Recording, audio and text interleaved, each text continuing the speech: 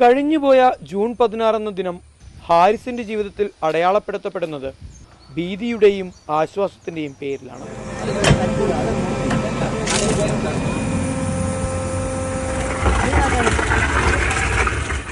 ഒരു 2 മിനിറ്റ് വാഹനത്തിൽ തന്നെ ഇരുന്നിരുന്നെങ്കിൽ ഒരു കുടുംബം തന്നെ ഇല്ലാതാകുമായിരുന്നു. തലമുകളിലെ മുഹമ്മദ് ഹാരിസ് ഭീതിയോടെയാണ് ആ ദിവസത്തെ ഓർത്തെടുക്കുന്നത്. വണ്ടി ഇവിടെ പാർക്ക് ചെയ്തിട്ട് എൻ്റെ പോലെ കുറച്ച് മേലെ കാണുന്നതാണുള്ളത്.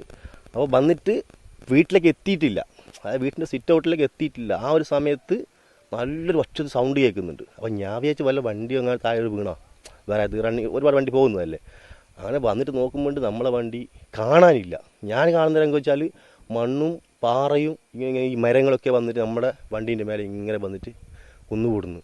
പിന്നെ പിള്ളേരൊക്കെ വന്ന് എല്ലാവരും വന്ന് JCB കാര്യങ്ങളെല്ലാം വന്നിട്ട് രണ്ടാമത് നമ്മളെ വണ്ടിയൊക്കെ എടുത്ത് പുറത്തിടുമ്പോൾ ഏകദേശം ഒരു വൈകുന്നേരം ആയിനി 4-5 മണിക്കൂർ JCB എടുത്തിന് ഇവിടെ. അത്രയും മണ്ണ് ഉണ്ടായിരുന്നു. അപകടത്തിൽ നിന്നും തലനാരിഴയ്ക്ക് രക്ഷപ്പെട്ട ഹാരിസ് സ്വബോധം വീണ്ടെടുത്ത് സുഹൃത്തുക്കളെ വിളിച്ചു വരുത്തിയാണ് തന്റെ വാഹനത്തെ ആ മണ്ണിൻ കൂമ്പാരത്തിൽ നിന്നും വീണ്ടെടുത്തത്.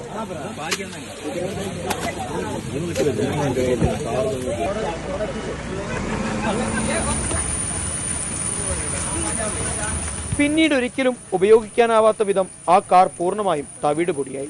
വണ്ടി അതായത് അത് ഇൻഷൂർ കമ്പനീൻ്റെ ഒരു കളി എന്ന് പറയാം. സാറിൻ്റെ ഇൻഷൂർ തീരാറായി. പിന്നെ സാറ് ഒരു 4 ദിവസത്തിനകത്ത് സാറ് പേ ചെയ്യുകയാണെങ്കിൽ നമുക്ക് 2000 രൂപ കുറച്ചിട്ടുണ്ട്, ഓഫറുണ്ട് എന്നൊക്കെ പറയും. ഈ ഓഫർ കൊണ്ട് അവരെന്ത് ചെയ്യുന്നത്, നമ്മുടെ വാല്യുവേഷൻ കുറക്കുന്നതാണ്. 2018 മോഡലാണെന്നുള്ള വണ്ടി 2,40,000 സംതിങ് എന്തായാലും വാല്യുവേഷൻ വേണം. നമ്മളെ വാല്യുവേഷൻ ഇട്ടിട്ടുള്ളത് 1,16,000 രൂപയാണ്. 1,16,000 നമുക്ക് പണി തീരില്ല. വണ്ടീൻ്റെ പണി തീരണമെങ്കിൽ മിനിമം ഒരു 2.5 ലക്ഷം രൂപയെങ്കിലും വേണം. അങ്ങനെ ടോട്ടൽ ലോസ് എന്ന് പറയുന്നത് ഇപ്പോൾ അവർ.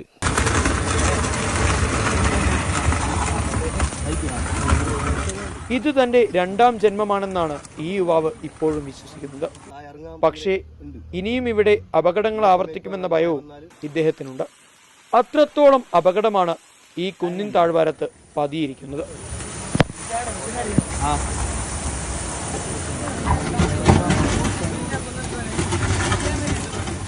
ഇനിയും അപകടങ്ങൾ ഇവിടെ തുടർക്കഥയായാൽ നിരവധി വീടുകളാവും ഒറ്റപ്പെട്ടു പോവുക.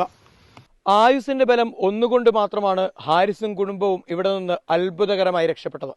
ഇങ്ങനെയുള്ള അപകട മേഖലകളിൽ ഇനിയും നമ്മൾക്ക് ഇവിടെ പാറക്കല്ലുകളൊക്കെ തന്നെ കാണാൻ സാധിക്കുന്നുണ്ട്. ഇത്തരത്തിലുള്ള അപകട മേഖലകളിൽ കൃത്യമായ പ്രതിരോധ പ്രവർത്തനങ്ങളുമായി അധികൃതർ മുന്നോട്ടേക്ക് വരണം എന്ന് തന്നെയാണ് പറയാനുള്ളത്. കാസർഗോഡ് നിന്നും സാരംഗ് സുരേഷ്, മാതൃഭൂമി ന്യൂസ്.